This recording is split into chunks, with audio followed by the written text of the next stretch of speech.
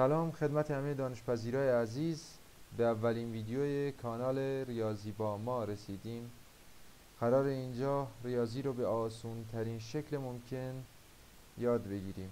فقط یه نکته رو قبلش عرض کنم که ما اینجا ریاضی هر پایه رو به صورت جداگونه از فصل اول درس به درس یه پلیلیست واسش تشکیل میدیم و ویدیوهاش رو ضبط میکنیم و تو روز خاصی از هفته منتشر میکنیم. پس واسه اینکه ویدیوها رو از دست ندید کانال رو سابسکرایب کنید، زنگوله رو بزنید که از ویدیوها جا نمونید. الان هم میریم سراغ ریاضی نهم، فصل اول، درس اول، معرفی مجموعه. ببینید این قسمت این درس بیش از اندازه راحته، بیش از اندازه ساده است و همیشه هم ازش سوال میاد. این امتحان نوبت دومه، در این امتحان نوبت دوم ازش سوال اومده. فصل اول، درس اول، معرفی مجموعه. ببینید واسه معرفی مجموعه ما دو تا نکته خیلی مهم داریم. یک، اعضای مجموعه باید مشخص باشه، ما ببینیم اعضای مجموعه چیه، بدونیم چیه. و دو، عضو تکراری نداشته باشه. عضو تکراری در مجموعه حساب نیست، محاسبه نمیشه. ما 10 تا 2 رو توی مجموعه داشته باشیم، اون مجموعه یه دونه عضو داره، فقط 2. مهم نیست که 10 بار تکرار شده تو اون مجموعه. عضو تکراری تو مجموعه اصلا به حساب نمیاد. خب الان هم میایم دونه دونه این سوالا رو حل میکنیم. کدام یک از عبارتهای زیر مشخص کننده یک مجموعه هستند؟ کدام یک از عبارتهای زیر مشخص کننده یک مجموعه هستند؟ الف، 4 شاعر ایرانی.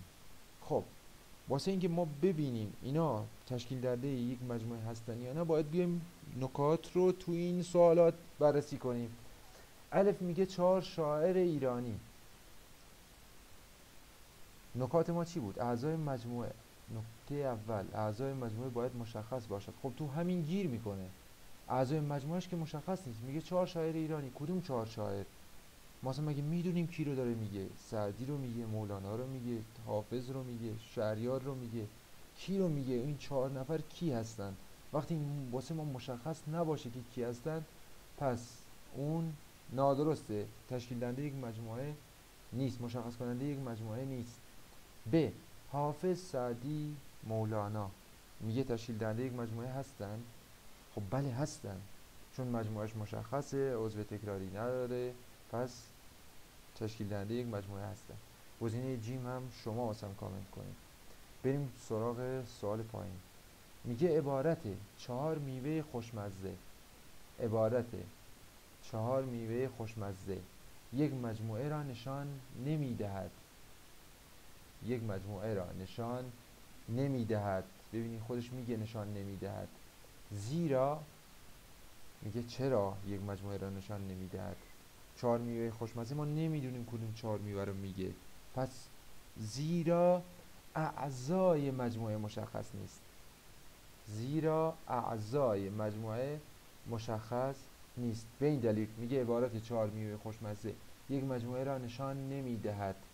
خودش میگه نشان نمیدهد، سوال اینو نپرسیده، خودش میگه یک مجموعه را نشان نمیدهد. زیرا اعضای مجموعه مشخص نیست. عضواش مشخص نیست، معلوم نیست کدوم 4 میوه رو میگه. سیب، پرتقال، موز، مشخص نیست. وقتی که مشخص نباشه یک مجموعه نیست، یک مجموعه رو نشان نمیده. یه سوال دیگه هم اینجا آورده بود. خب میگه مجموعه حروف کلمه ساسانیان یک مجموعه چند حرفی است. مجموعه حروف کلمه ساسانیان یک مجموعه چند حرفی است. خب ببینید ما 2 تا نکته داشتیم. یک، اعضاش مشخص باشه. 2، عضو تکراری نداشته باشه. گفتیم عضو تکراری در مجموعه اصلا به حساب نمیاد، محاسبه نمیشه. مثلا اینجا الان ما بیایم اعضای حروفاشو بنویسیم توی مجموعه. مثلا یه علامت مجموعه رو مینویسیم، دونه دونه حروفاشو بیاریم یادداشت کنیم. مثلا 3 حرف اول، 2 آ ساسانیان. بعد میایم میرسیم به 3 دیگه، 3 بعدی دوباره تکراریه دیگه، اینو نمی نویسیم. عضو تکراری محاسبه نمیشه. بعد دوباره آ و اینم حساب نمیشه. این بار نه می نویسیم، یه می نویسیم، دوباره آ، دوباره تکراری، اینم نمی نویسیم.